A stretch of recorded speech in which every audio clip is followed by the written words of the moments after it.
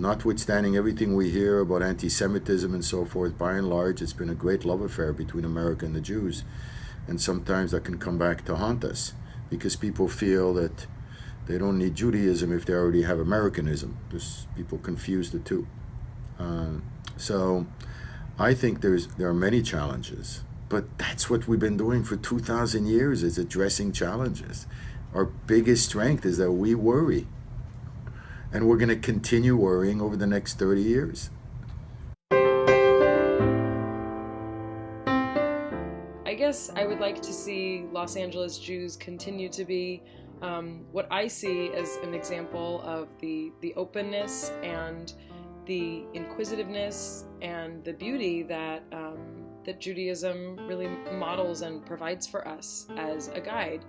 We are focusing on looking at the greatest challenges and the greatest opportunities facing our community and the Jewish people. And the greatest challenge and the greatest opportunity facing the Jewish people is, how do we connect to the next generation of Jews? When I spoke with KI congregants who have lived here for 30 years about what they hope the Jewish community will be like in the next 30 years, they said that they hope it will be a community that is warm, close, inclusive, vibrant, prosperous, and safe. Well, in addition to colonizing space, I have two words for you: rabbi robots. I'm joking, of course. That would be awful for me personally. What I really see happening over the next 30 years is growth. I think our Los Angeles Jewish community, given its diversity and creativity, is going to grow both in terms of the number of Jews engaged in Jewish life and in terms of how deeply they're engaging in Jewish life. Because actually now more than ever before, people need meaning and purpose, and that's what Judaism offers. I'm very excited to be part of that story. So much of the last 30 years has been defined by how we want to help support Holocaust survivors in our community. And I think the next 30 years are similarly going to be defined by how we help and support other refugee populations that are coming here for sanctuary and need our help just as much today as survivors have in the past.